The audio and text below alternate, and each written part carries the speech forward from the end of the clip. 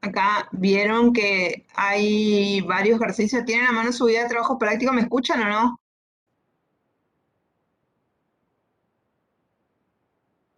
Sí, profe, se la escucha. Bueno, vieron que acá tenemos un ejercicio que se llama impuesto al valor agregado o determinación de la base imponible.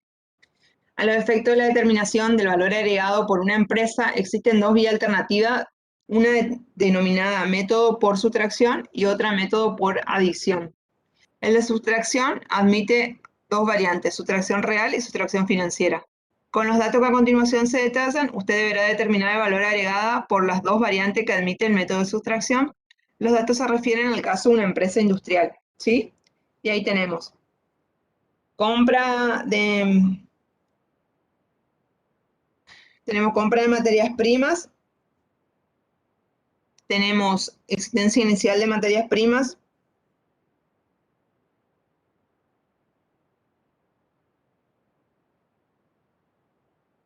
venta de producto terminado, existencia final de materias primas,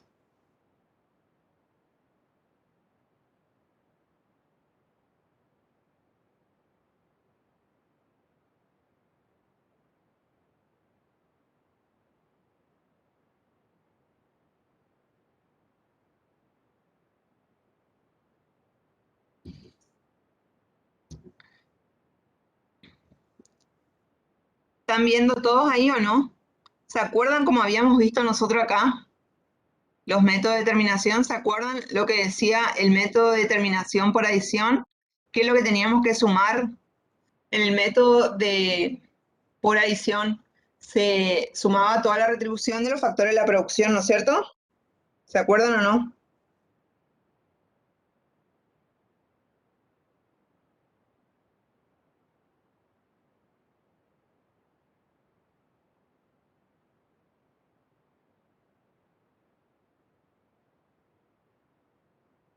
¿Se acuerdan o no? ¿Qué sumaríamos ahí? Si tenemos todas las retribuciones, ¿cuáles eran los factores de la producción y cuáles eran las retribuciones de los factores de la producción?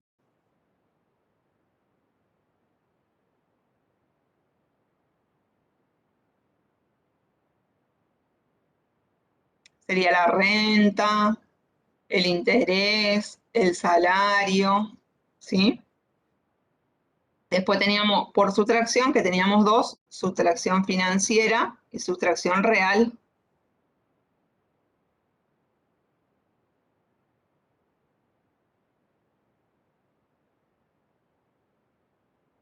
En la sustracción real, entonces, vamos a determinar por la diferencia entre el valor de la producción y el de los insumos necesarios para obtenerla, y se caracteriza por requerir el cómputo de variaciones de stock, ¿sí?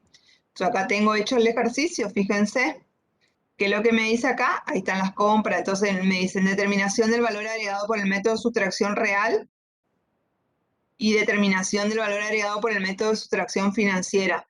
Tenemos, para hacer sustracción financiera, ¿se acuerdan cuál era?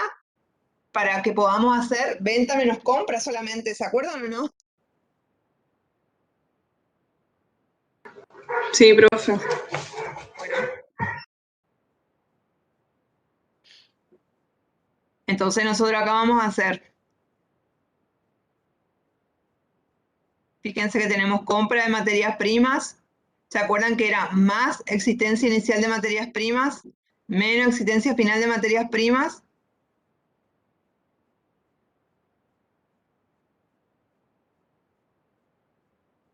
¿Cómo era esto? ¿Se acuerdan o no? Acá tenemos la solución igual. Tenemos... estaba por acá, por acá. A ver. No, ese es otro.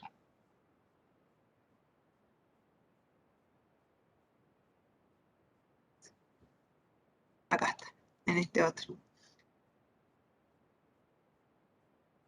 Fíjense que acá tenemos, ¿no es cierto? 10.500, existencia inicial de materias primas 7.800, existencia final de materias primas 8.500, venta de productos terminados 19.000, existencia final de productos terminados 12.100 y existencia inicial de productos terminados 9.000.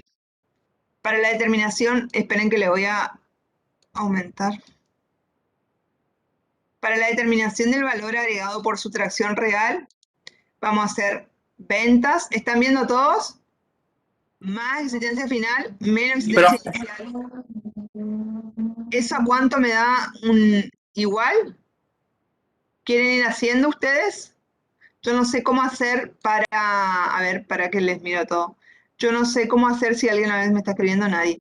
¿Cómo hacer para que sea como más llevadero esto? Por eso trato de pasarle, de ir preguntándole. No sé si ahí van viendo o no. Tenemos bien entonces las ventas, más la existencia final, menos la existencia inicial. Nos da igual un valor de producción de 22.100. Después, por otro lado, tenemos las materias primas.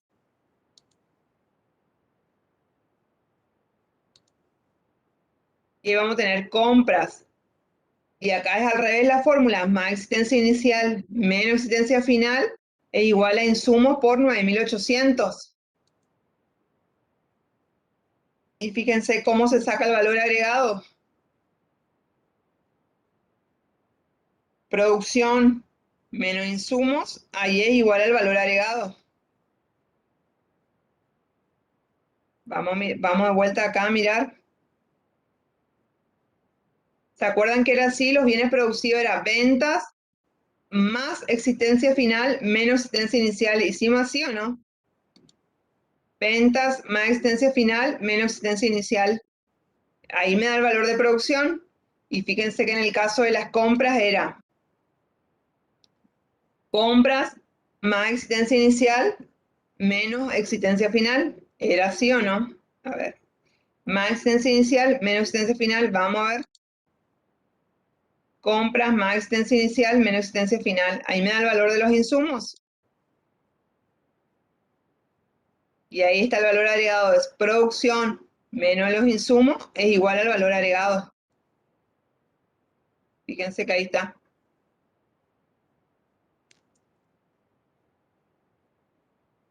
¿Estamos hasta ahí?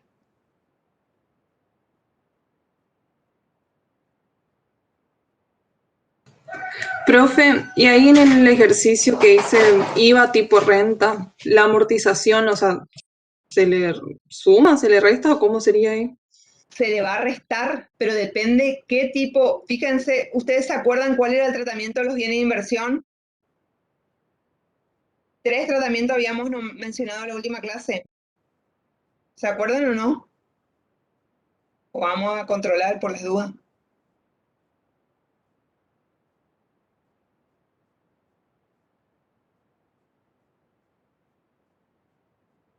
¿Se acuerdan que estaba el IVA tipo ingreso?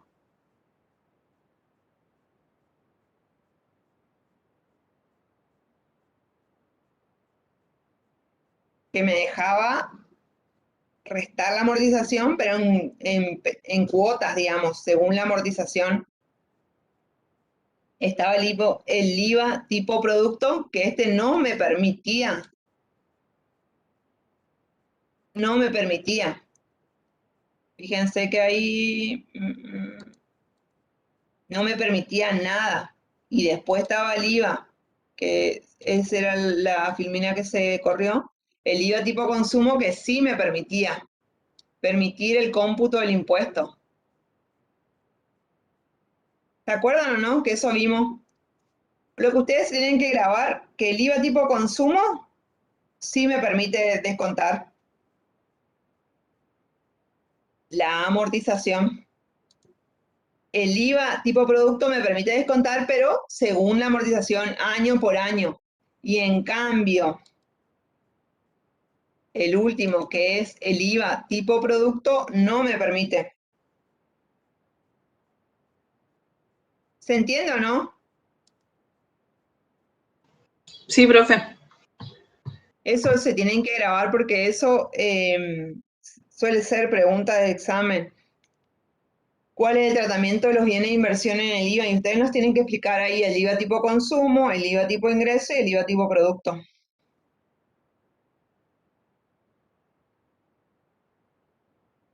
Acá en este caso, como no tenemos amortización, no le restamos nada. Y acá dice IVA tipo renta sería 12.300 menos la amortización en el caso que haya.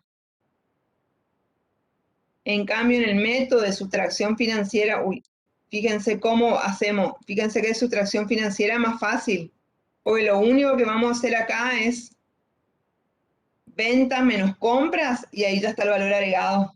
¿Ven todos ahí o no?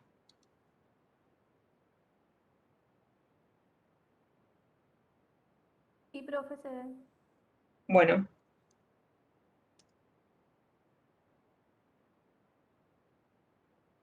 Yo esto no puedo subir a la página, pero lo que puedo hacer es como subir a mi Google Drive y darle acceso ahí a ustedes, porque el profesor no me deja que suba al aula virtual, ¿saben?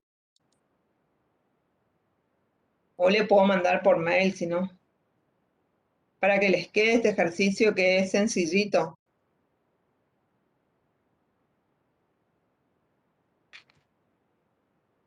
Y ahí menos la amortización en el caso que haya, ¿sí? Seguimos con el ejercicio siguiente. ¿Este se entendió o no?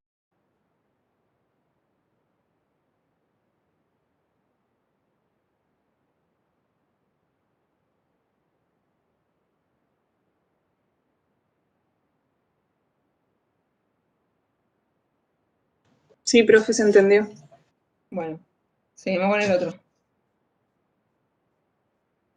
Fíjense que acá con los datos que se detallan a continuación, a ver, así dice.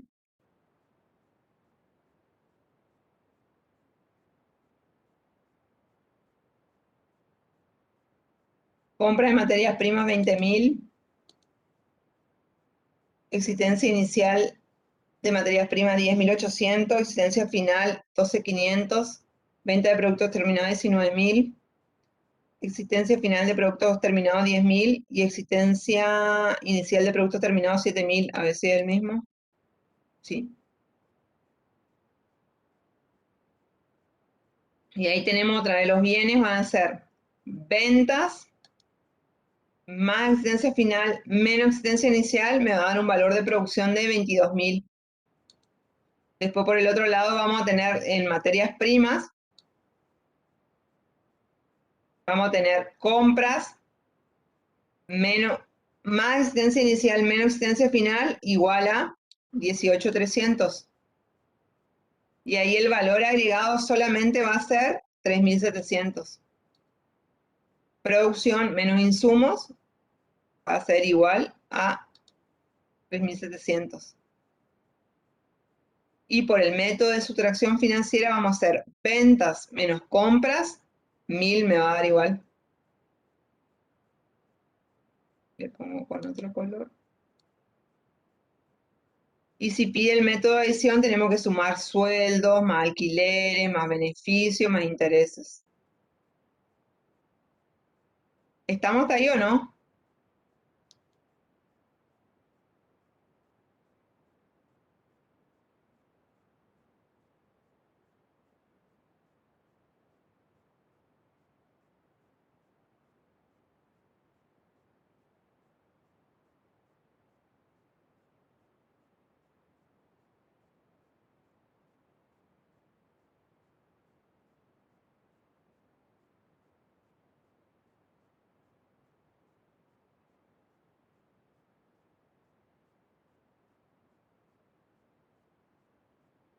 Sí, profe. Bueno, fíjense que ahí está el ejercicio, el que sigue es del tratamiento de los bienes de inversión. La adquisición de los bienes de capital en el impuesto al valor agregado admite distintos tratamientos a saber, tenemos el IVA tipo consumo. Esta modalidad se permite deducir el periodo de compra, la totalidad del impuesto pagado sobre los bienes de capital. Y ahí tenemos compra de materias primas 50.000, depreciación 10.000, sueldos, beneficios 40.000, monto de ventas 100.000. ¿Sí? Suponer la alícuota del IVA del 21%. ¿Les parece que hagamos así? Ventas es igual a 100.000, ¿no es cierto?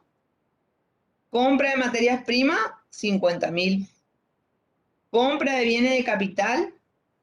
Acuérdense que el IVA tipo consumo me permite deducir todo. ¿Se acuerdan o no? Eso estuvimos viendo recién. El IVA tipo consumo me permite deducir todo. El IVA tipo ingreso me permite deducir solamente la parte de la depreciación del año y el IVA tipo producto no me va a permitir. No, perdón, el IVA tipo producto es el que no me permite. Fíjense, acá está el IVA tipo producto. En este caso, no se permite que las empresas deducir el IVA por compras de bienes de capital, por lo que equivale a un impuesto a las ventas minoristas que grava tanto al productor de bienes de consumo como de capital.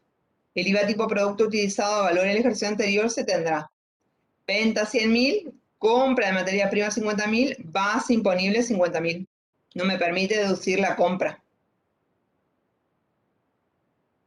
Y el IVA tipo ingreso o tipo renta sí me va a permitir deducir, pero la parte de la depreciación. Vieron que en esta alternativa el impuesto pagado por la compra de bienes de capital no se puede deducir en el momento de su adquisición, sino en la medida en que se procede su depreciación, es decir, a lo largo de su vida útil, por lo que en el largo plazo equivale a un IVA tipo consumo. Siguiendo con los mismos importes, la base imponible será venta 100.000, compra de materias primas 50.000, depreciaciones 10.000, base imponible 40.000. ¿Se entiende o no? Que yo voy a ir deduciendo año a año esos 10.000 de depreciaciones, ¿se entiende o no? A ver si alguien escribió algo, ¿no? Sí, profe, se entiende. Bueno, eso nomás hay que tener en claro de no confundirse de cuándo es IVA tipo consumo, cuándo es IVA tipo ingreso y cuándo es IVA tipo producto.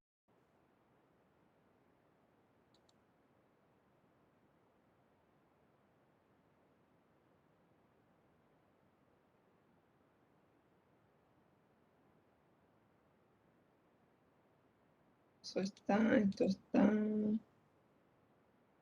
Después acá hay un ejercicio más largo. ¿Se animan a hacer? Y yo le mando esta solución. ¿Se animan a hacer este solos? Es parecido a lo que subimos viendo recién. Uy.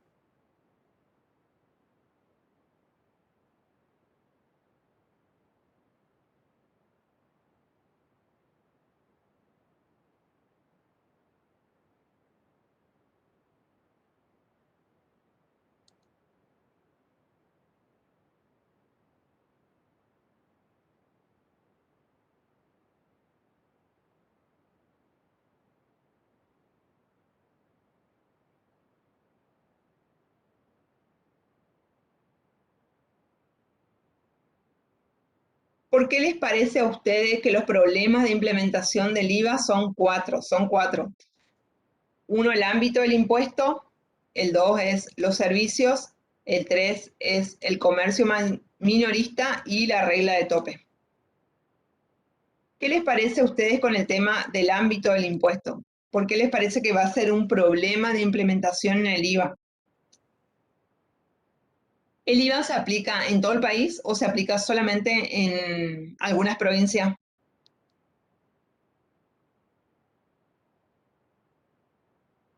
¿En todo el país? Muy bien, en todo el país. ¿Y a ustedes les parece que sea un impuesto fácil de implementar o no?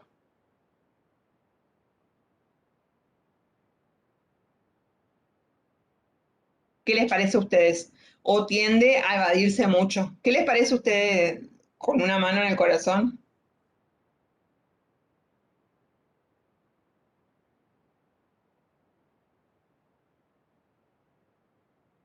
¿Les parece que es un impuesto fácil o no? A veces no es tan fácil. ¿Por qué? Porque son muchas actividades a las que tiene que llegar este IVA. Y ustedes, si bien ahora no lo van a ver en detalle, porque eso lo van a ver en la materia siguiente, que es impuestos 1, lo van a estudiar al IVA, ahora es como la base, digamos, el impuesto. No es fácil de aplicación este impuesto.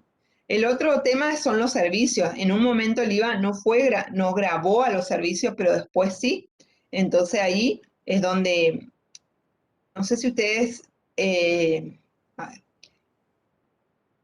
imagínense, no sé, ustedes que van a alguien que le arregla la computadora a ustedes, o que le arregla el aire acondicionado, o que le arregla el piso de su casa, o el plomero. ¿A ustedes les parece que esas actividades están en cripto, van a tributar el impuesto o no? ¿Qué les parece a ustedes? No.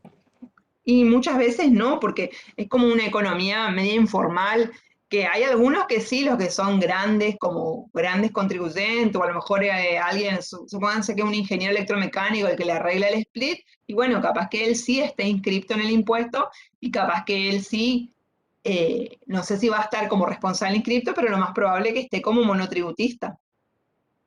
Pero hay otros, a lo mejor, no sé, donde van a reparar su auto. Si es un taller grande, lo más probable es que sí esté inscripto, pero si es un mecánico en el barrio donde ustedes viven, eso, no sé si va a estar inscripto en el impuesto, ¿sí?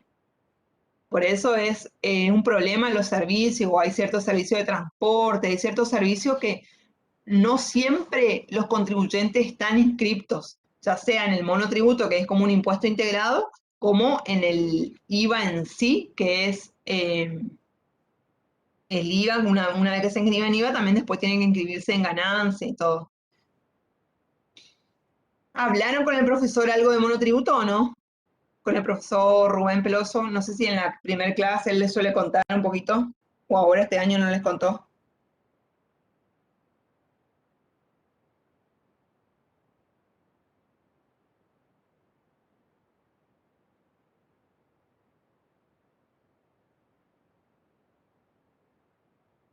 El otro de los problemas también del IVA es el comercio minorista. ¿Por qué les parece que el IVA va a ser un problema en el comercio minorista? ¿Quién de ustedes cuando va a un kiosco ahí de su barrio a comprar, no sé, supónganse el pan, la leche, no sé, supónganse que van a comprar alguna golosina, no sé, mayonesa, las cosas habituales que ustedes suelen comprar, gaseosa, no sé, ¿le dan factura cuando ustedes van a comprar al kiosco de su barrio o no? No, profe, es como difícil obtenerlo ya que hay muchos contribuyentes, por decir. Claro, muy bien lo que decís. Y ahora, a ver, ahora se está modernizando bastante. ¿Por qué?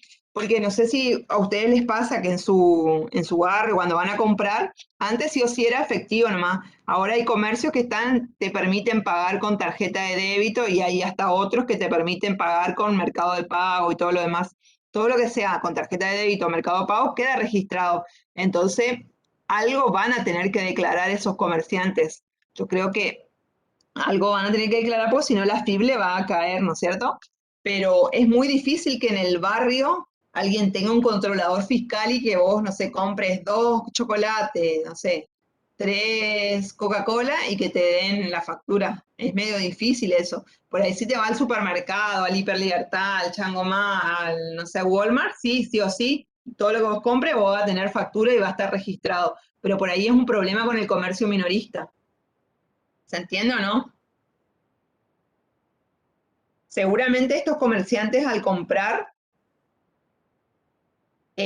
pagan IVA, pero hay que ver si después ellos, si son responsables inscriptos, si son monotributistas, cómo hacen. Porque también existe una parte del comercio que no está registrado, o sea, yo no sería lo ideal, pero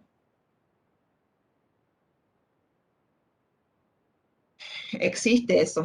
Y después el cuarto punto, perdón, es la regla de tope. ¿Qué quiere decir la regla de tope? ¿Se la escucharon alguna vez o no? La regla de tope.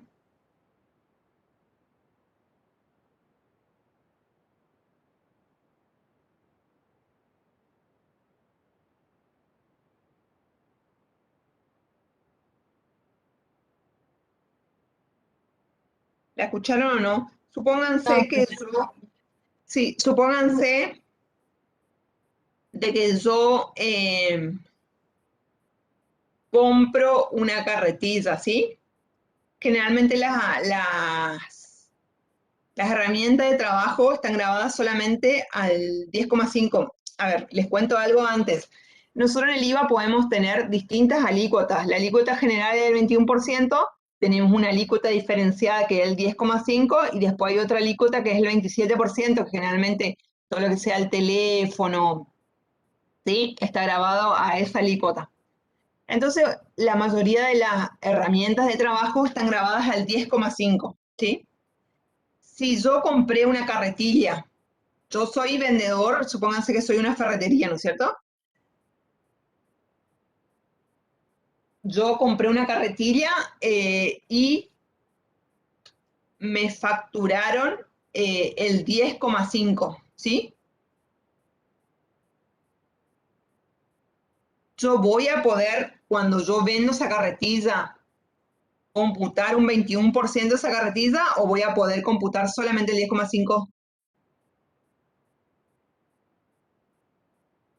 ¿Qué les parece a ustedes? O al revés, si yo, por ejemplo, compré una carretilla, el proveedor se equivocó, en lugar de facturarme al 10,5 me facturó al 21%, pero yo al vender esa carretilla, sí o sí la tengo que hacer al 10,5, ¿sí? Supónganse, yo compré una carretilla de 1.000 pesos, el proveedor me hizo un IVA de 210 pesos, yo supónganse que vendo la carretilla a 1.500. ¿Yo puedo hacer al 21% esa carretilla o tengo que hacer al 10,5? ¿Qué les parece a ustedes? ¿Al 10,5, profe? Al 10,5 y me voy a poder tomar los 210 que el proveedor se equivocó y me facturó, o me voy a poder tomar 105 pesos nomás. Y no, lo correcto, los 105. Muy bien, es así como funciona. Solamente me voy a poder tomar el 10,5, ¿sí? Porque yo al vender la voy a vender también al 10,5. Yo creo que, no sé si me logran, me logro explicar de este tema, o yo creo que cuando ustedes vayan a leer también la teoría lo van a entender perfecto esto.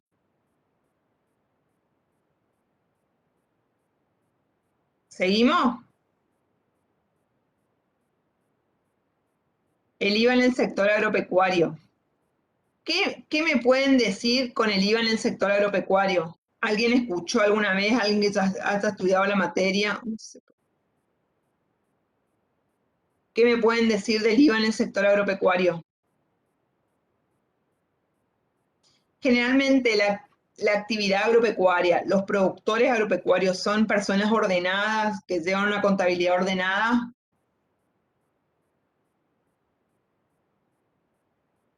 ¿Qué saben al respecto?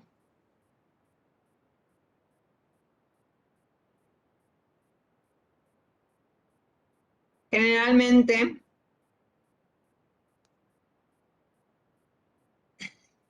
no, generalmente no llevan una contabilidad ordenada, por eso dice, este sector se caracteriza por el importante número de unidades económicas, por la circunstancia que en el cumplimiento de las obligaciones del tributo requiere del contribuyente una cierta organización administrativo-contable, que no es muy frecuente en la actividad. Esto hace que la aplicación del IVA presente dificultades tanto para el fisco como para el contribuyente. Sumado a eso una parte sustancial de su producción. En los países productores tiene como destino la exportación y como tal no debería gravarse para evitar dificultades en la devolución por aplicación de los llamados ajustes en frontera. De allí que suele proponerse la exclusión del sector primario del ámbito del IVA, con lo cual los agricultores, al no tener obligación tributaria o débito fiscal, contra el cual imputar el IVA pagado por adquirir los insumos grabados, no podrán recuperar el impuesto incluido en el precio de los agroquímicos, fertilizantes, combustibles, etcétera, que se utilizan. Pero ¿qué pasó? Hay una propuesta para este sector. Este impuesto formará parte del costo del adquirente, perturbando la naturaleza del impuesto. Por eso el profesor Cosiani propone un mecanismo del sistema de crédito fiscal presunto. ¿Cómo funciona el sistema de crédito fiscal presunto? Del total de las ventas que realiza un agricultor, se presupone que un determinado porcentaje, por ejemplo el 20%, está constituido por insumos sobre el cual el agricultor ha pagado el correspondiente IVA, mientras que el restante 80% constituye su valor agregado. Conforme al mecanismo propuesto, el comprador de los productos agropecuarios no solo debería pagar al agricultor el precio de venta estipulado, sino que debería añadir en su pago el IVA presuntamente abonado por el agricultor cuando adquirió los insumos, importe por el cual habría obtenido crédito fiscal, de no hallarse exento. ¿Estamos hasta ahí o no? ¿Se entiende esto lo del crédito fiscal presunto? Supónganse que ustedes son productores que tienen que comprar las semillas, tienen que comprar los fertilizantes, tienen que comprar el combustible para arar la tierra, tienen que comprar, no sé, alguna vitamina para la tierra, no sé, ¿sí?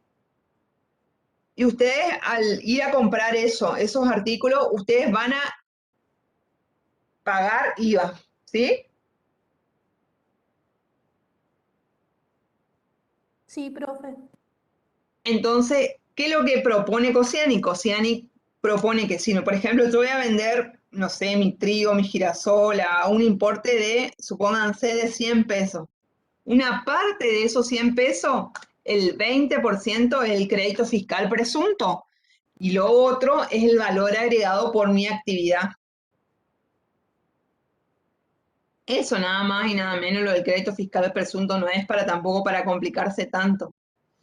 En el sistema propuesto por Cociani, el comprador del producto agropecuario deberá, además de abonar el precio convenido, el impuesto que el agricultor no pudo recuperar por hallarse exento, pero que soportó durante la compra de los insumos. En nuestro ejemplo será 10.000 más 100, 10.100, y luego proceder a liquidar el IVA ingresando al fisco el impuesto correspondiente al valor agregado del agricultor, los 400 pesos, cargando así con la obligación tributaria. Cuando se proceda a vender su producto, podrá computar los 500 como crédito fiscal presunto.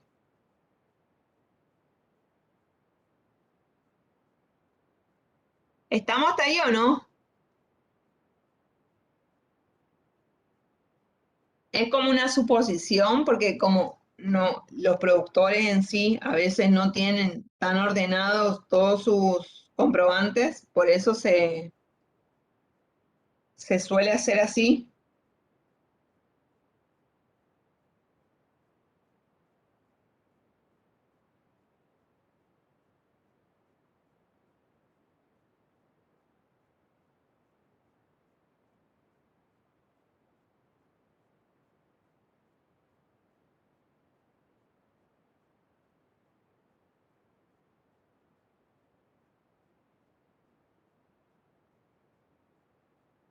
¿Estamos hasta ahí?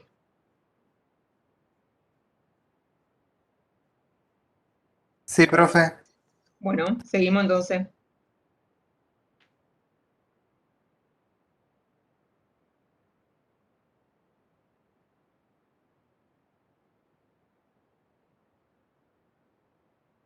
En posición al comercio exterior, ¿qué se les ocurre a ustedes? ¿A ustedes se les ocurre que hay impuestos si ustedes quieren o exportar o importar? ¿Hay impuestos o no?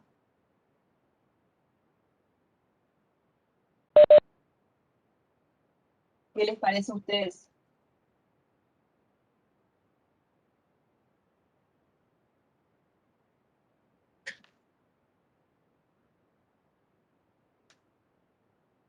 Profe, ahí puede ser el caso de los aranceles y las retenciones. Sí, señorita, sí, sí, sí, sí. Tenemos bastantes impuestos si nosotros queremos o importar o exportar, tenemos bastantes impuestos.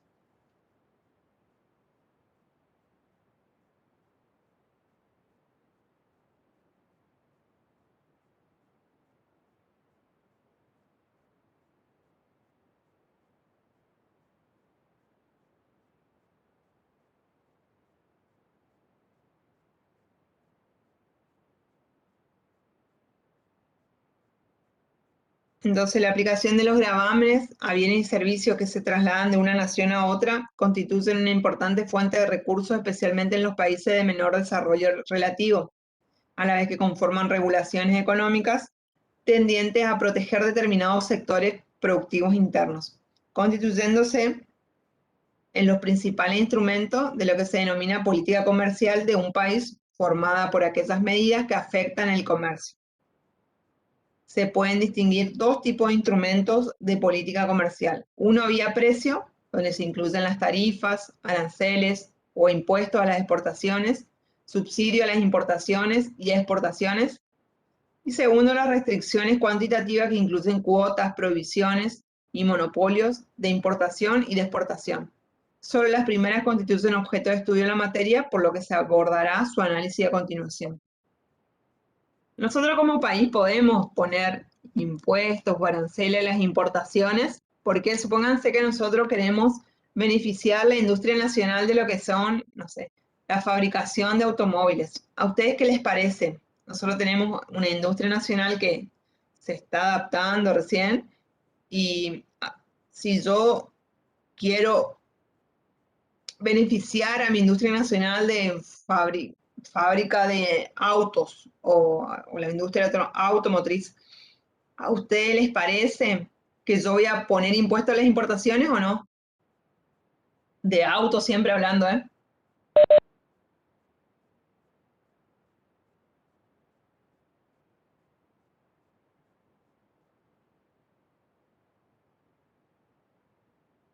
O no sé, quiero favorecer a mi industria nacional y vieron que acá se produce algodón, a la industria nacional que fabrica ropa, ¿sí? ¿A ustedes qué les parece?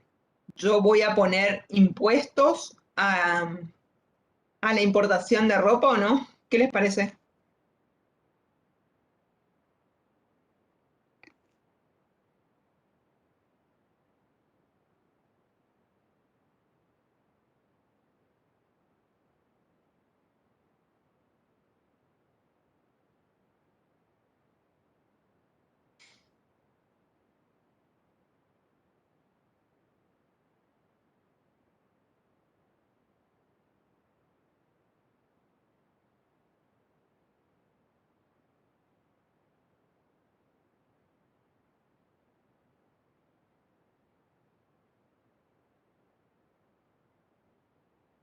¿Qué les parece a ustedes? Digan lo que piensan. No hay problemas, igual ya vamos a ir viendo esto. Profe, hay un compañero que está escribiendo que dice que bueno, sí a la importación de ropa. Pará. Ahí leo. No sé si me escucha. No, no te escuchaba, Andrés, discúlpame. A la importación de ropa, sí. Depende de qué que yo quiero beneficiar como Estado, ¿sí? Si yo quiero beneficiar la industria nacional de la indumentaria, voy a poner impuesto a la importación de ropa. Si yo quiero beneficiar la industria nacional automotriz, voy a poner mayores impuestos a la importación de vehículos automotores. Si yo quiero beneficiar la industria nacional respecto a los calzados, seguramente voy a poner algún impuesto diferencial a la importación de zapatillas, supónganse.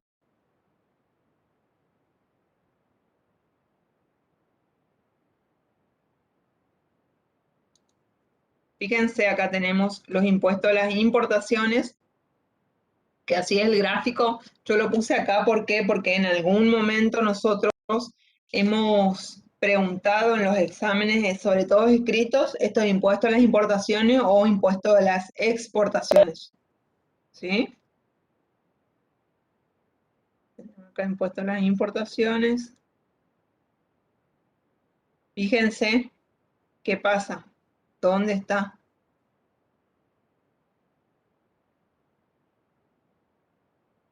El análisis del gráfico se puede observar que de no existir el comercio internacional, el precio vigente del mercado sería PE y la cantidad consumida sería QE.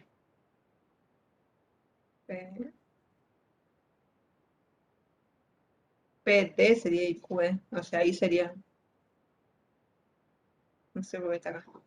Si se permitiera el ingreso de bienes importados libres de derecho de importación, el precio de los bienes sería PI, que es el precio vigente en el mercado internacional, y la cantidad consumida aumentaría a Q3. PI, Q3.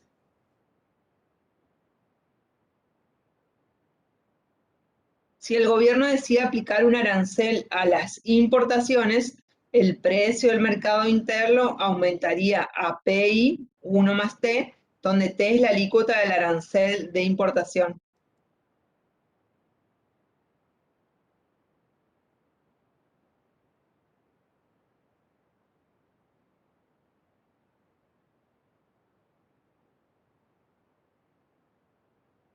¿Cuáles son los efectos del derecho de importación? ¿Qué les parece? ¿Cuál va a ser el efecto del impuesto a las importaciones? ¿Va a beneficiar a la industria nacional o no?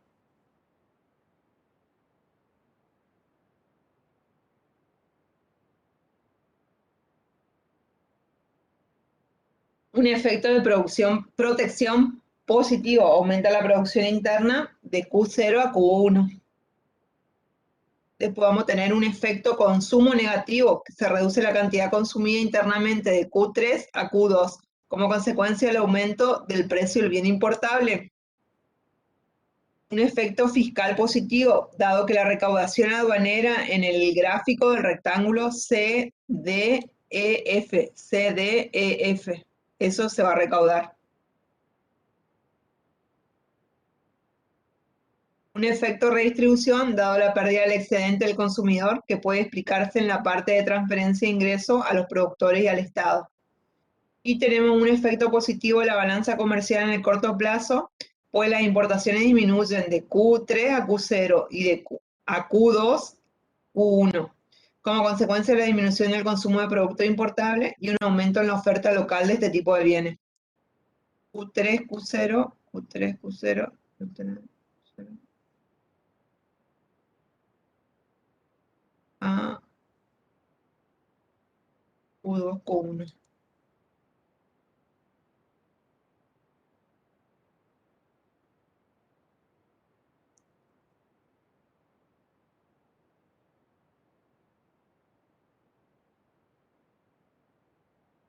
¿Hasta ahí estamos con el impuesto a las importaciones o no?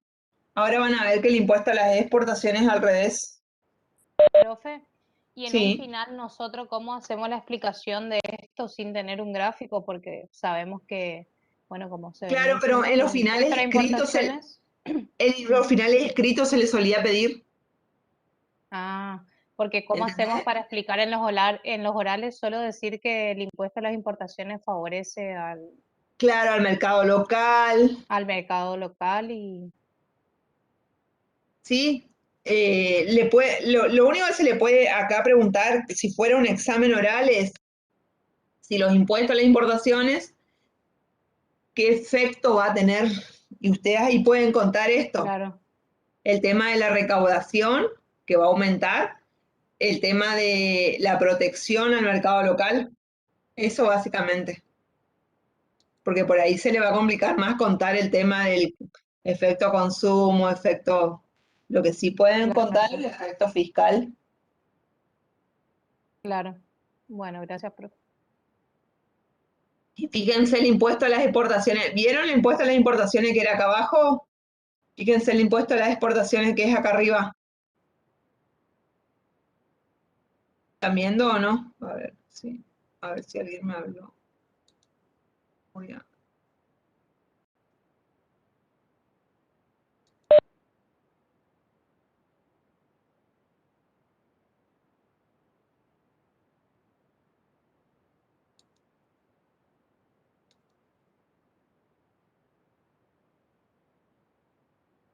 De no existir el comercio internacional, entonces el precio de un bien estaría dado por la intersección de las curvas de la oferta y la demanda.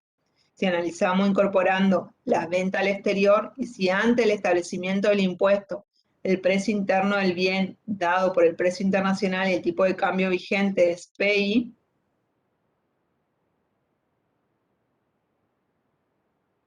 por lo tanto la producción nacional es Q3, la producción nacional Q3, el consumo nacional es Q0, el consumo nacional es Q0 y el saldo exportable es Q0 menos Q3, Q0 menos Q3. Luego del impuesto, el precio interno del bien desciende de PD, PI, 1 más T.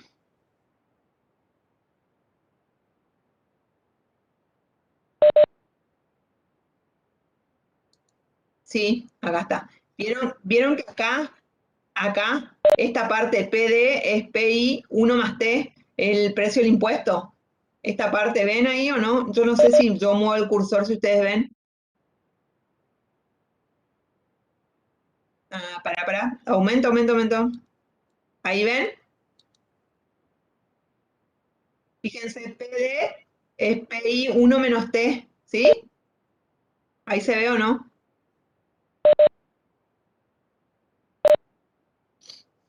Vamos de vuelta. Fíjense que acá lo que decía. Vamos de vuelta. A ver, este es...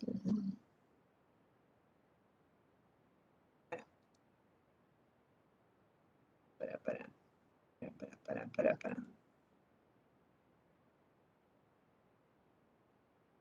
Para ayudarle mejor a ustedes.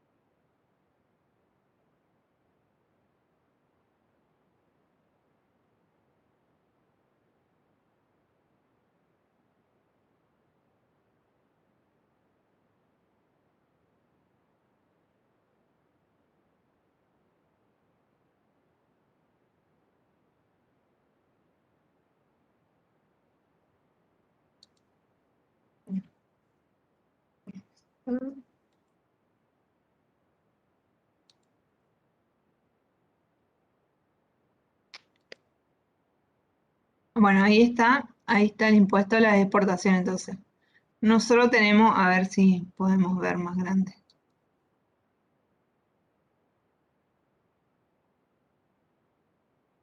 Ahí está. ¿Cuál les parece que sería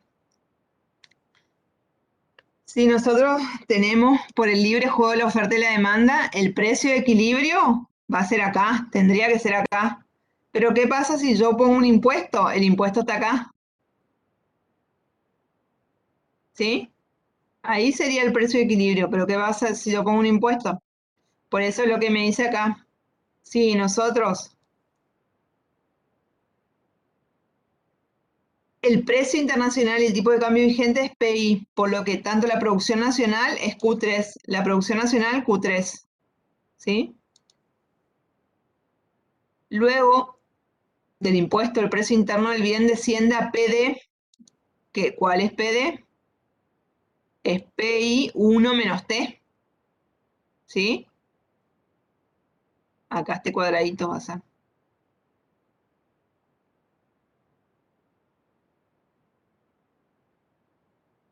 PI 1 más T, donde T es el porcentaje de retención, por ejemplo, el 0,25.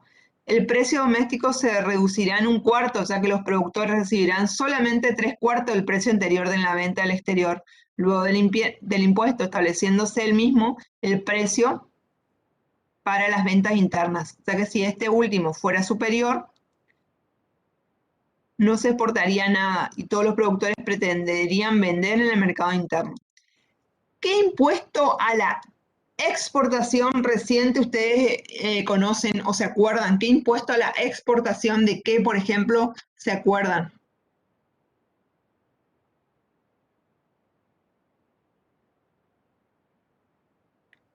Que hace poco, que en los medios se pelean y todo lo demás.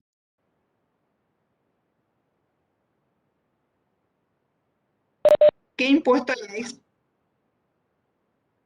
Sí, esos. ¿Y qué pasa? Sí, es un impuesto, es un impuesto. fíjense que los productores se quejan. ¿Por qué se quejan los productores, ya sean de los vendedores de soja, los vendedores de...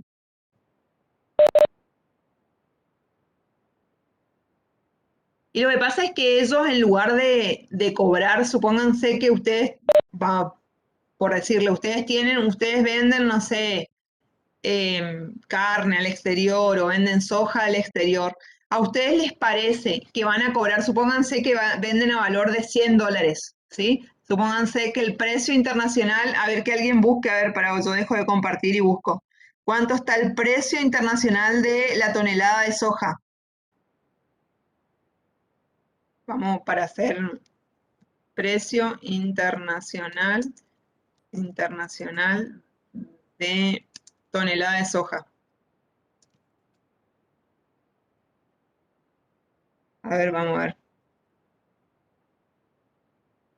115, más o menos está, $115. Ah, no, 115 euros. A ver. Sigue en baja. En algún momento salía como $600.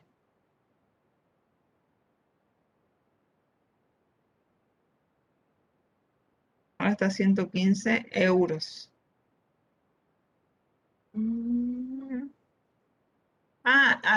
Atrás quedó el escenario el 11 de mayo con un precio internacional de la soja por encima de los $600 la tonelada. Hoy en el mercado de referencia de Chicago cayó $13, la tonelada cotizó a $540. En una semana perdió $32. ¿Qué les parece a ustedes este precio de la tonelada?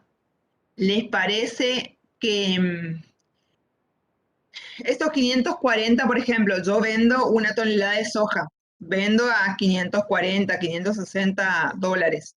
¿A mí me van a pagar esos $540 o qué pasa en el medio con el impuesto a esta exportación? O sea, ¿me cobran el impuesto y solamente me pagan la parte neta del impuesto? ¿Por qué se quejan tanto los productores?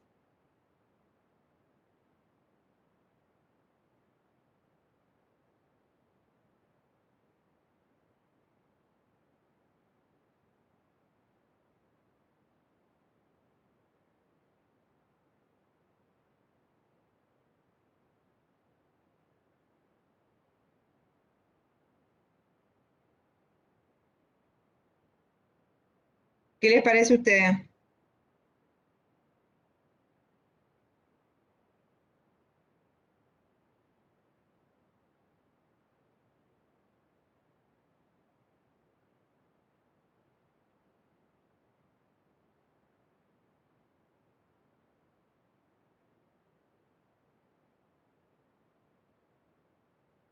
Profesora, puede ser porque el impuesto o sea, el Estado le saca en impuesto esa cantidad, porque Sí, justamente de la tonelada le saca el 21% del IVA, los impuestos a las exportaciones, otros impuestos.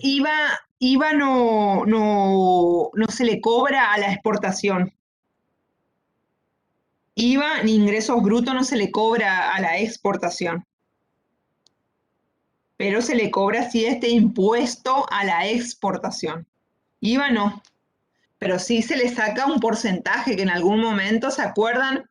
¿Se acuerdan que en su momento, capaz que ustedes eran muy chicos, que en un momento había el impuesto a la exportación cuando era el gobierno de Cristina, que Cobos era el vicepresidente, que había dicho mi voto es no positivo, ¿se acuerdan? Hace mucho, capaz que ustedes eran muy chiquitos. No, bueno, por eso que se siguen repitiendo como esa historia, que era importante el impuesto a la exportación. ¿Por qué? Porque en ese momento la soja tenía buen precio internacional y gracias a ese buen precio internacional, el Estado, digamos, le cobraba un impuesto alto y entonces con eso también se supone que se aseguraban ciertas cuestiones el Estado después con ese impuesto. Fíjense que hay obras, por ejemplo, que se están por desarrollar acá en la provincia, y ya les saco de contexto, no les hablo del IVA, ni importación ni exportación. El impuesto a las grandes fortunas, ¿escucharon eso el año pasado, este año? ¿Ese impuesto o no?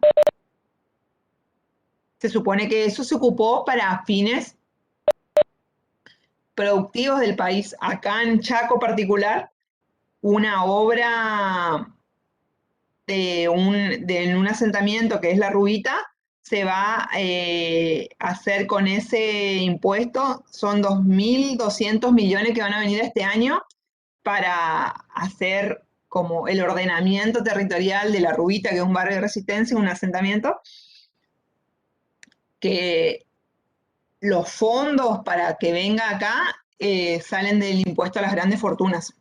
Eso le cuento como dato, eso no se le va a tomar en el parcial ni nada, pero le cuento como dato que una vez se dice dónde van mis impuestos. En este caso, acá en el Chaco se va a ver dónde fue una parte del impuesto a las grandes fortunas, que lo pagaron creo que 12.000 personas. Hay personas que han presentado recursos de amparo para no pagarlo, y hay personas que sí lo pagaron. De esos 12.000 contribuyentes, de los casi 45 millones de habitantes creo que somos, el año que viene vamos a ver bien en en mayo del 2022 va a ser el censo.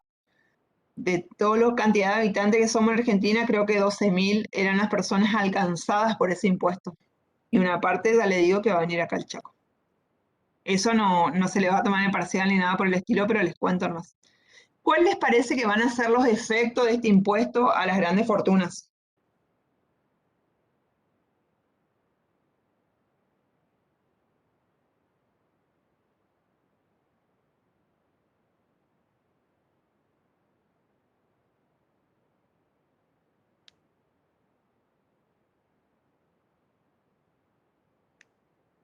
No, perdón, ya me fui.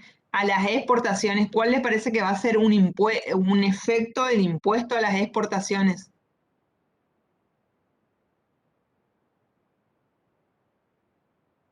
¿Va a tener algún efecto positivo para que se pueda vender en el mercado local? ¿Qué pasaba con respecto a la carne? Acá podemos compartir un dato de actualidad. ¿Qué pasaba con respecto a la carne? Que por eso también se puso como una barrera para no... Se exportaba la gran mayoría, en el mercado local quedaba una parte nomás, y esa parte que quedaba era muy cara. ¿Y qué medida tomó el gobierno respecto a eso?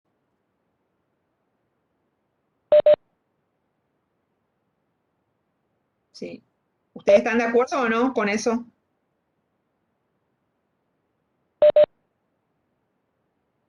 Sí, a la medida del gobierno. ¿Qué les parece a ustedes ahora que ustedes están estudiando el impuesto a la exportación y lo que podemos ver en otra clase? Le puedo decir al profesor que les muestre la próxima clase, es el tema de cuánto se recauda de cada uno de estos impuestos, para que ustedes vean lo significativo que son ciertos impuestos y que otros.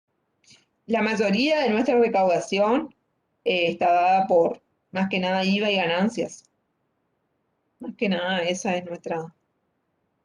la mayoría de los recursos que después se distribuyen, que eso van a ver en la última unidad con la profesora Blanca, de cómo se da la coparticipación. La mayoría de nuestros recursos viene dado por, más que nada, IVA y ganancias. Después ya vienen los otros impuestos. Bueno, para no... Los efectos del impuesto a la exportación, vamos a tener un efecto de producción negativo como consecuencia de la menor retribución que reciben los productores domésticos. Vamos a tener un efecto consumo positivo como consecuencia del aumento de las demandas internas. Vamos a tener un efecto renta fiscal positivo como consecuencia del aumento de la recaudación. Se supone que vamos a recaudar más. Efecto balance de pago negativo como reducción del saldo exportable. Y un efecto redistribución dado por la pérdida del excedente del productor, que en la práctica significa una transferencia de ingreso a consumidores y al Estado. ¿Se entiende o no? Se supone que el productor va a ser el que va a tener que pagar este impuesto y eso va a ir una parte a los consumidores y una parte al Estado, por este efecto de redistribución que tiene este impuesto.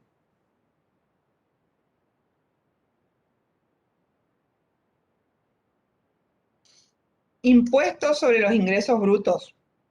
¿Qué saben hacer? ¿Qué leyeron alguna vez? Generalmente este impuesto es recaudado por los gobiernos locales, ¿sí? ¿Qué han leído respecto a este impuesto sobre los ingresos brutos?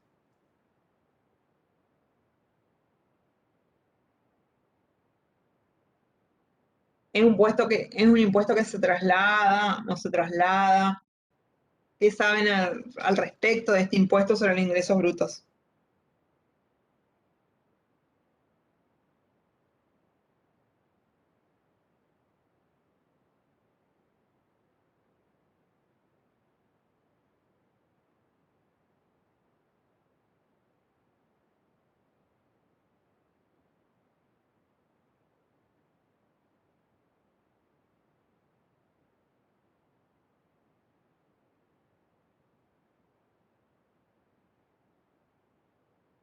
¿Se acuerdan algo o no cuando vimos las clasificaciones, los impuestos, allá por la unidad 3?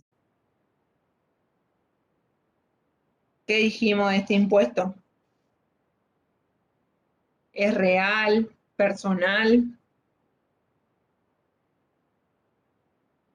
Real, profe. Muy bien, real, muy bien. ¿Qué más? Acumulativo. Sí. Directo, indirecto, Indirecto. ¿sí? De etapa múltiple, porque va a producir un efecto piramidación y acumulación.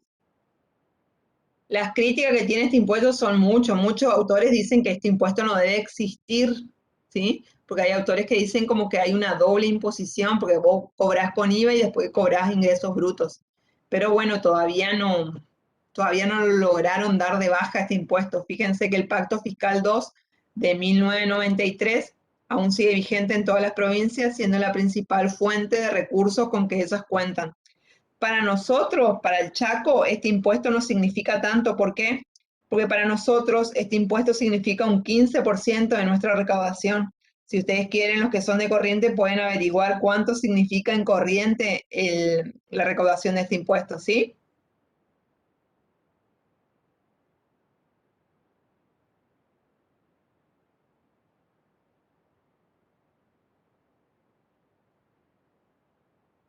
Para determinar el origen de este impuesto podemos citar a Villegas, quien menciona como antecedente directo las cartas patentes de la época medieval de los señores feudales o los soberanos que otorgaban a aquellas personas que pretendían ejercitar actividades con ánimo de lucro. Esa patente consistía en una autorización para que el súbdito ejerciera determinada actividad, ya fuese un comercio, una industria o un oficio. Por lo tanto, era considerada como una verdadera tasa, ya que era una verdadera contraprestación del servicio que prestaba el soberano al permitir el desarrollo de actividades. Con el tiempo se fue modificando esa concepción, siendo considerados en la actualidad como verdaderos impuestos pagados en virtud de la capacidad contributiva. Les doy otro dato más. ¿Saben si la actividad profesional de contador público está grabada acá en el Chaco? Yo soy profesional, me recibí, me fui y me inscribí en la Administración Tributaria Provincial. ¿Está alcanzado por el impuesto a los ingresos brutos en el Chaco? Y en Corrientes, ¿está alcanzado por el impuesto a los ingresos brutos de la actividad profesional? En Chaco sí, en Corrientes no. ¿Eso todos sabían? Lo que Verónica me está diciendo, ¿todos saben o no?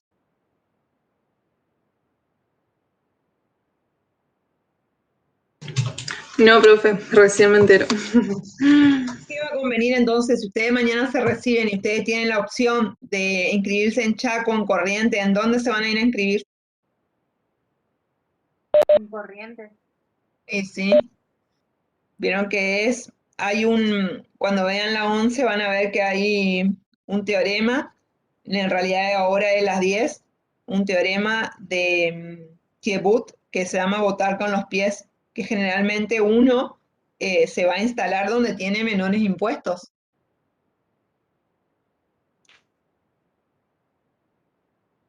Entonces, según el autor citado, Villegas, el impuesto patente fue aplicado en Argentina antes de la Revolución de Mayo. Esta patente consistía en la autorización para ejercer oficios. Fíjense hace cuánto que existe este impuesto, las cuales se pagaban diferente alícuota dependiendo del oficio desempeñado. Lógicamente, esto podía generar injusticia debido a que en el oficio podían existir personas con diferentes capacidades contributivas. Con el tiempo, estas patentes se complementaron con impuestos que tenían en cuenta el volumen general de actividades, así que en Buenos Aires surgieron gravamen a la industria, el comercio, las profesiones, entre otras que se produjeron una superposición inarmónica de tributos.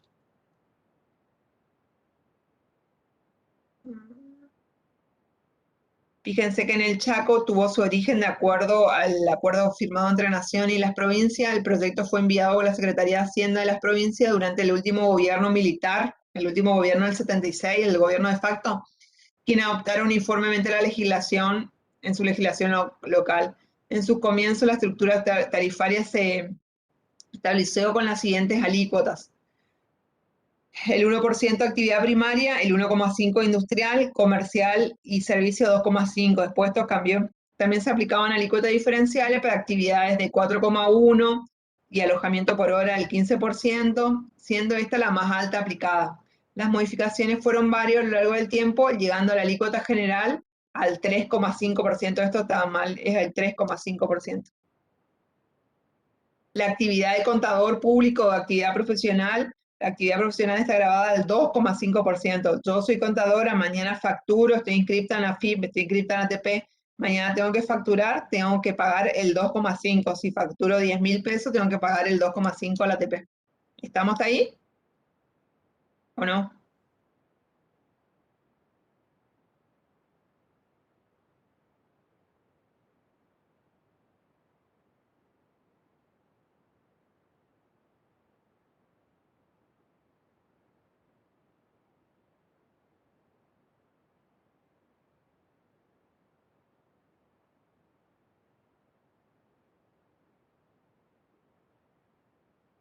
Las características de este impuesto va a ser real, indirecto, territorial, general, periódico, proporcional y de efecto regresivo, y puede afectar la localización. Eso es lo que hablábamos recién. Si yo tengo una provincia donde no me cobran el impuesto, es lo más probable es que me mude a esa provincia.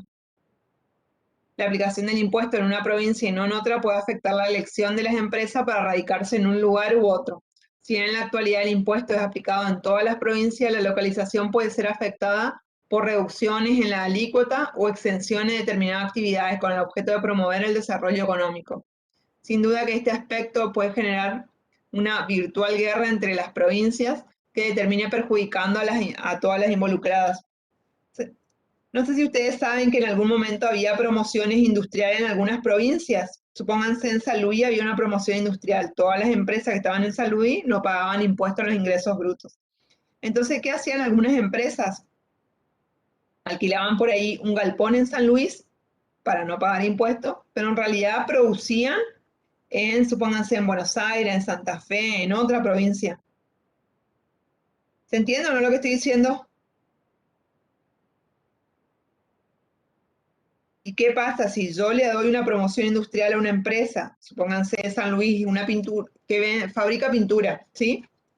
Si le doy una promoción industrial a una empresa que se instala en San Luis, y por ahí puedo perjudicar a empresas que se instalen en las provincias vecinas, no sé, en Mendoza, en San Juan, ¿sí? ¿Se entiende o no? Lo que le estoy diciendo.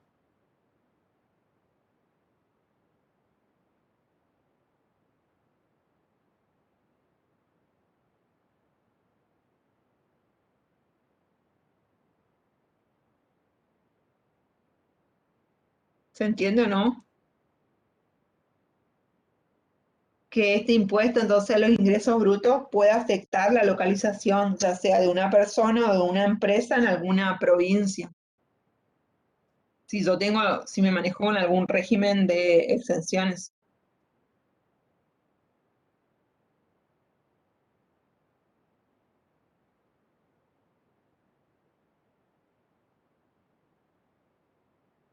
¿Estamos hasta ahí o no?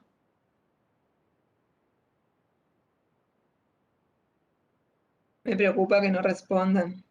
Sí, profe, estamos. Bueno. ¿Entendió, profe? Ah, bueno. Eso es importante porque usted a lo mejor después con los ejemplos se acuerdan al momento de estudiar, que vayan entendiendo, porque yo entiendo que la materia es larga y por ahí les cuesta porque son un montón de clasificaciones, un montón de cuestiones ahí que tienen que ir grabándose.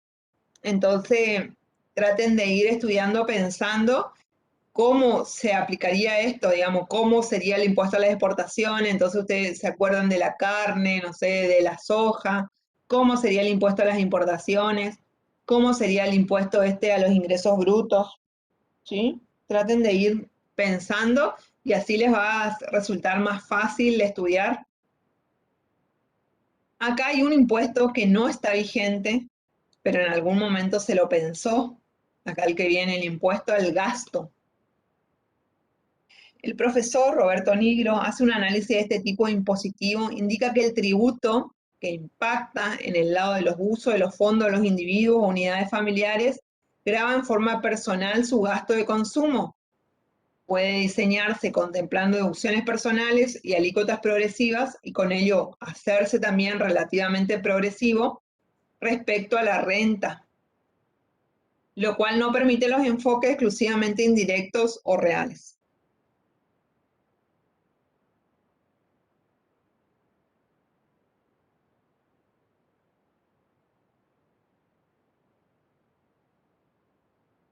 Una primera cuestión es plantear de este gravamen es la amplitud de la definición de consumo a utilizar, ya que podría ser factible describir este impositivamente en forma estrecha, tendiente a medir como indicador del bienestar estándar de vida de los individuos, comprensivo solo del uso de fondos por estos en su propio beneficio, u otro de capacidad de pago más amplio, que incluya también bajo esta variable disposiciones de fondo como las herencias o las donaciones dadas. Bajo el primero de los criterios, si las personas formasen ahorros a lo largo de su vida sin consumirlo, transmitiéndolo sucesivamente a sus herederos, podría ocurrir que se acumulen suma importante de riqueza, susceptible de permanecer de generación en generación sin ser grabada. Bajo el segundo supuesto, más amplio a lo largo del ciclo vital en el consumo de un contribuyente, coincidiría en general su renta, lo que significaría grabarle a aquel como así también está en su ciclo vital, lo que acarrearía, entre otras implicancias, efectos distributivos y económicos, diferentes al de la imposición sobre la renta antes visto. Así, por ejemplo, los contribuyentes se verían motivados para reaccionar de otros modos respecto a la actitud de ahorrar, e inclusive adoptar recaudos especiales ante la vejez, habida cuenta de que su ahorro les será finalmente grabado, aunque no lo retiren del producto social. Administrativamente incorporar a la base del acervo hereditario introduciría también complicaciones, por ejemplo, ante la necesidad de emplear sistemas de promediación.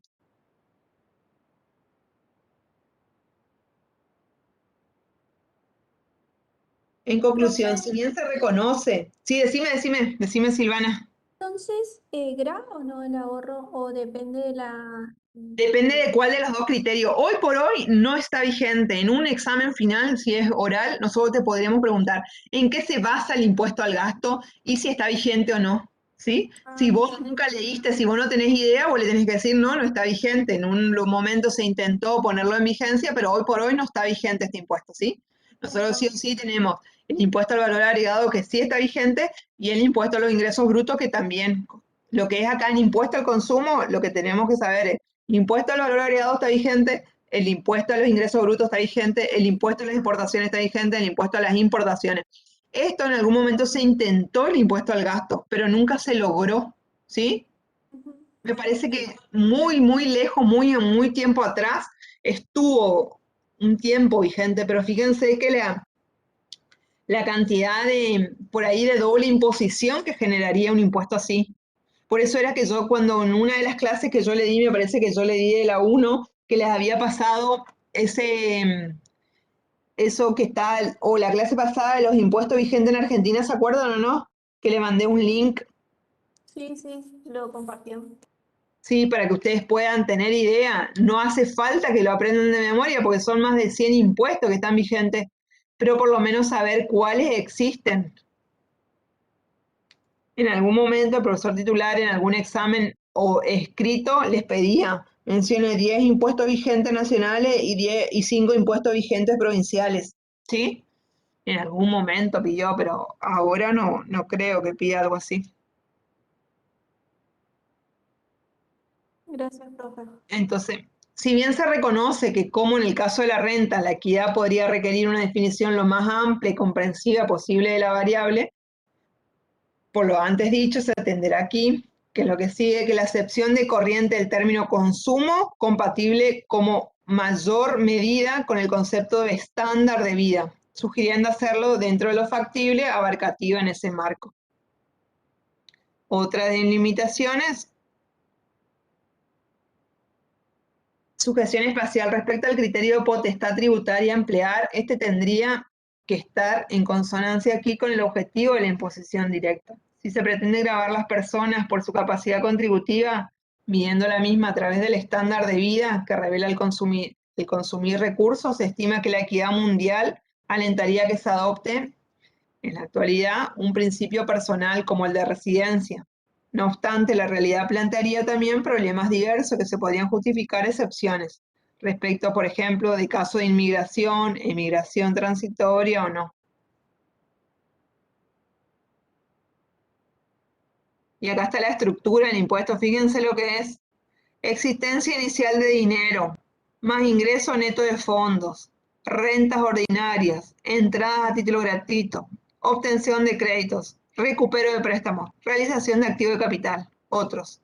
Es igual a fondos dispuestos durante el periodo. Después tenemos egreso de fondos no considerable, gasto de consumo. Ahí tenemos el pago de deuda, préstamo a terceros, compra de bienes de capital y otros. Y ahí tenemos existencia final de dinero y ahí tendríamos el consumo grabado.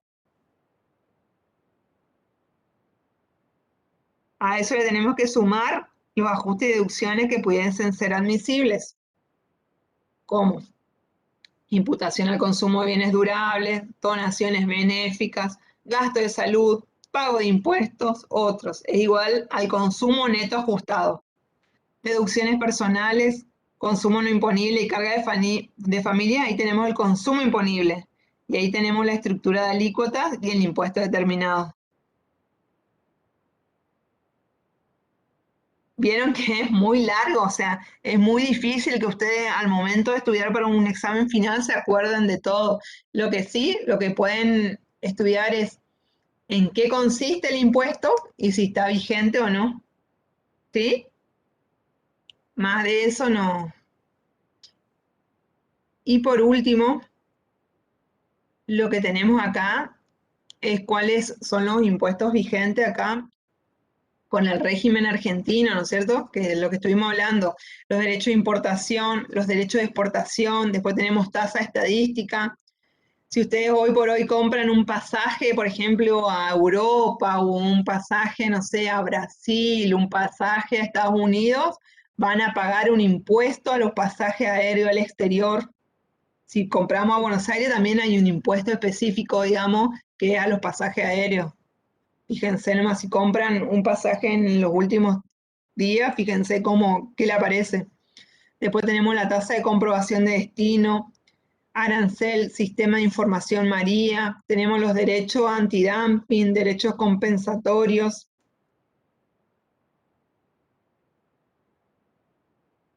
Y después tenemos los efectos. ¿Vieron que hay lugares, alguna vez habrán viajado ustedes, y hay lugares donde son como libres de impuestos? Por ejemplo, en Ushuaia, después ahí en Misiones, cerca de las cataratas, también hay un lugar donde hay como que son como zonas liberadas, zonas francas. ¿Escucharon alguna vez algo así o no?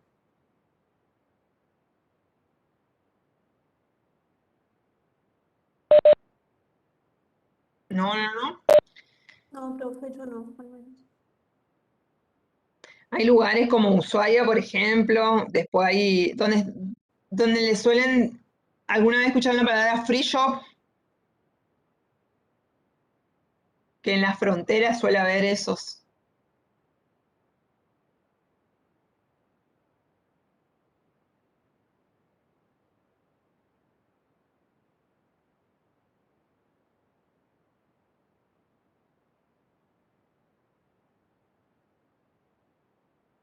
¿Cuáles van a ser los efectos entonces sobre los impuestos al comercio exterior? El impuesto a la importación, vamos a tener efectos protección, efecto consumo, efecto recaudación, efecto distribución, efecto ingreso nacional y empleo y efecto balanza de pagos. ¿Por qué les parece que vamos a tener todos estos efectos con respecto a la importación? O sea, ustedes capaz que recién nacieron en los 90, o no sé si ustedes tienen ahora 20 años, a ver. Ustedes a lo mejor nacieron en los 2000 recién, pero en los 90 habrán estudiado historia económica, que hubo un momento donde un peso equivalía a un dólar. ¿Y qué pasó en esa época? ¿Se importaba mucho o no del exterior? Cuando un peso era igual a un dólar. Yo sé que después vinieron todos los problemas, después en el 2001, 2003. Pero ¿qué pasó en ese momento?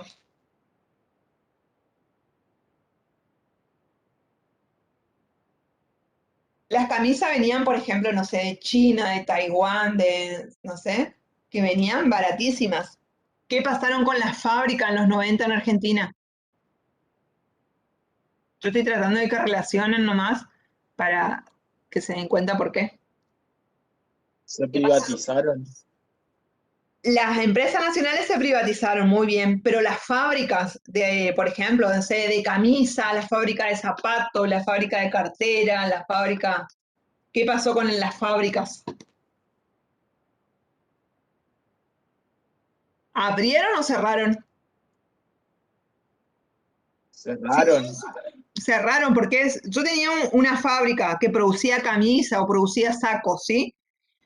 ¿Qué va a pasar si a mí me traen del exterior, suponete, no sé, una camisa que vale $5 y yo acá a mi camisa la tenía, acuérdense que un peso era igual que un dólar. Y a lo mejor a mí producir esa camisa me salía, no sé, 15 pesos, por ejemplo. Y la tenía que vender a 20. Y desde el exterior de China, India, Taiwán, Corea, no sé, venía una camisa por $5 que a lo mejor era de buena calidad. ¿Me convenía o no? Lo más probable es que mi camisa, que yo la vendía a 20 pesos, por decirle un número, le estoy diciendo, nadie me la iba a comprar si yo conseguía la camisa importada por $5 o 6, 7, supónganse. ¿Se entiende o no lo que estoy diciendo? ¿Por qué me dicen que los impuestos a la importación generan un efecto protección, un efecto consumo, efecto recaudación, efecto distribución, efecto ingreso nacional y empleo y efecto balanza de pagos? ¿Se entiende o no por qué estoy diciendo todos estos efectos de los impuestos a la importación? Le estoy dando el ejemplo que pasó en Argentina. En Argentina en los años 90 grandes empresas han cerrado por esto de la importación porque entraban artículos, se hacían camisas, zapatos, zapatillas, todo lo que era la industria textil entraba a muy bajo costo. Entonces a las empresas no les convenía producir y tuvieron que cerrar y mucha gente se quedó sin empleo. A lo mejor le indemnizaban, pero igual quedaban sin empleo las personas. Vieron que a nivel mundial hay ciertos lugares donde se produce barato, porque los costos laborales son baratos, ¿sí?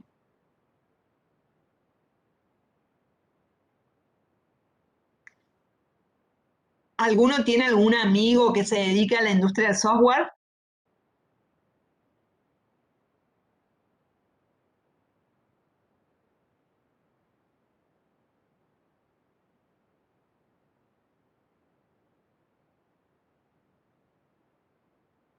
Hay muchos argentinos que están trabajando para empresas extranjeras que le pagan en dólares, porque a comparación, digamos, de otros lugares, la mano de obra argentina, por decirle, es accesible o barata. Entonces hay muchos argentinos que están trabajando diseñando software o jueguitos o lo que se les ocurra para empresas nacionales y cobran en dólares. Todo lo que sean los programadores y todos los ingenieros en sistema, hay muchos que están trabajando para empresas extranjeras. ¿Se entiende o no? Yo quiero que ustedes entiendan por qué los impuestos a la importación generan un efecto protección, efecto consumo, efecto recaudación, efecto distribución. Yo quiero que entiendan eso nomás, para después irme tranquila.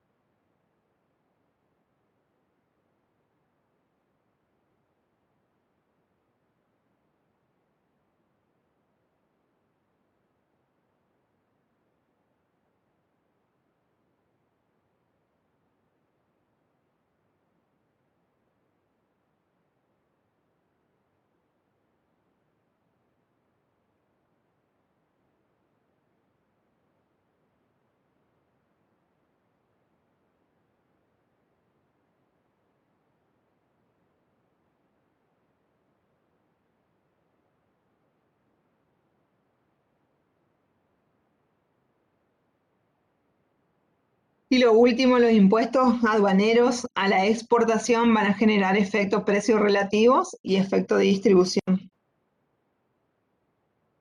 Esto afecta, acuérdense de lo que hoy hablábamos del impuesto a la carne, que el Estado Nacional puso cupo con respecto a la exportación, con respecto a la exportación de carne y eso. ¿Por qué? Porque la gente exportaba lo mejor y entonces en el mercado local cada vez es más caro adquirir esos artículos. Entonces el Estado fue una forma, lo que puso es como un límite para esto, que no se dispare tanto el precio de la carne.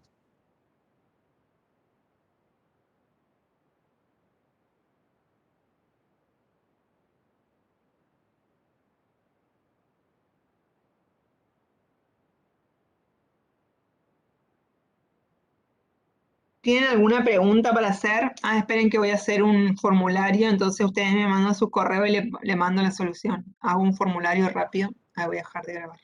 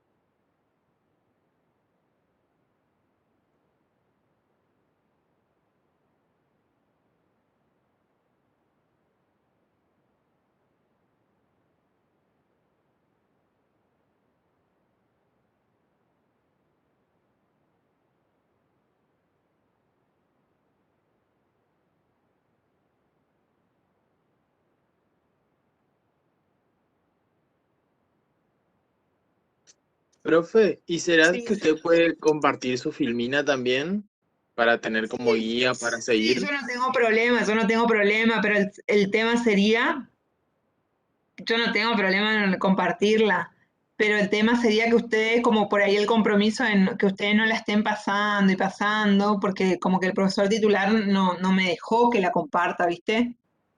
El correo electrónico. Ese nomás sería, yo no tengo problema, porque en realidad es como una guía nomás para ustedes, porque sí o sí van a tener que estudiar del libro.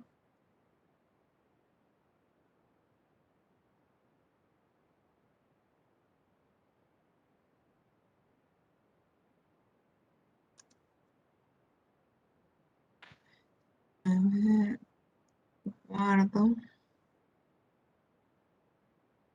¿Y a dónde nos podría mandar, profe? Ya les voy a mandar a su correo. Esperen que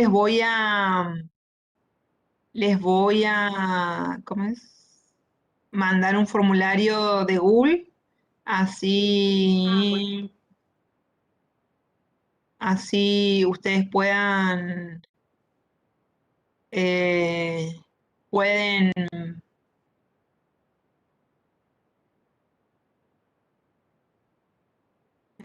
a ver, pueden completarlo y después me pasa. No tengo todavía duración.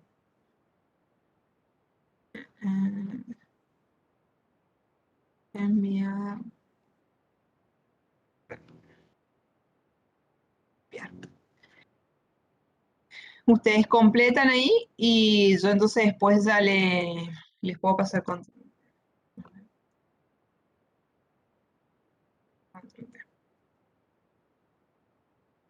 Completen ahí nombre y apellido, correo electrónico, entonces después yo copio los correos y les mando todo en un solo correo.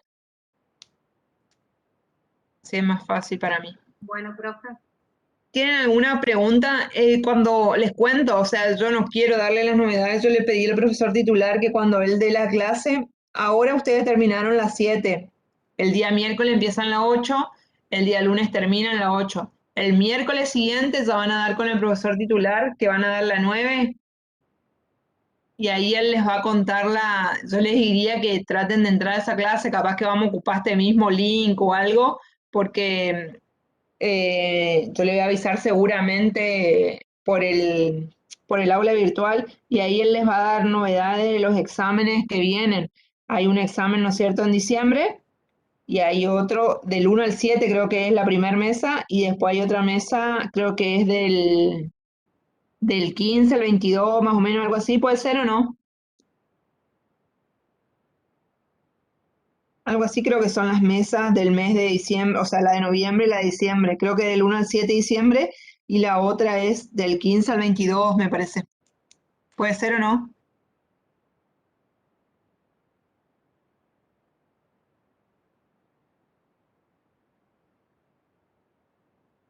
¿Tienen alguna otra consulta?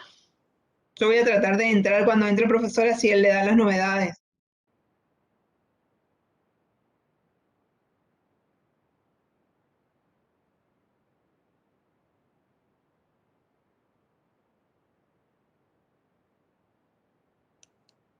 Yo entré ahora cuando ustedes terminan de completar eso y esta noche, mañana temprano, ya les paso esa solución, entonces ya les queda a ustedes.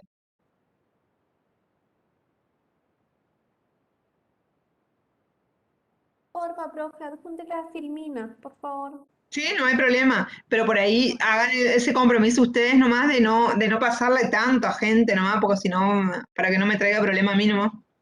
Listo, gracias, profe. Estamos, cualquier cosa me escriben por el correo del aula virtual, yo tengo, o les dejo acá mi correo. Cualquier cosa me escriben un correo, yo recibo en el teléfono, así que les puedo responder desde el teléfono. Pero por cualquier cosa, yo tengo comunicación casi todos los días con el profesor titular, así que cualquier cosa nos escriben. Si yo les puedo ayudar con algo, avísennos y cuando él se conecta, yo voy a tratar de conectarme para también estar ahí. Cuando él tenga que dar su bolilla, que es la bolilla, ahora terminaron de dar las 7, después sigue la 8, cuando él dé la 9, deuda pública, conéctense porque ahí va a haber novedades respecto al parcial. ¿Sí? Al parcial y al final, perdón. Bueno, nos vemos. Cualquier cosa me escriben ya sea por correo electrónico o por ahí el aula virtual. Bueno, profe, muchas Muchas gracias. gracias, profe. No, por favor, hasta luego. Chau, chau. Hasta luego. Chau, chau.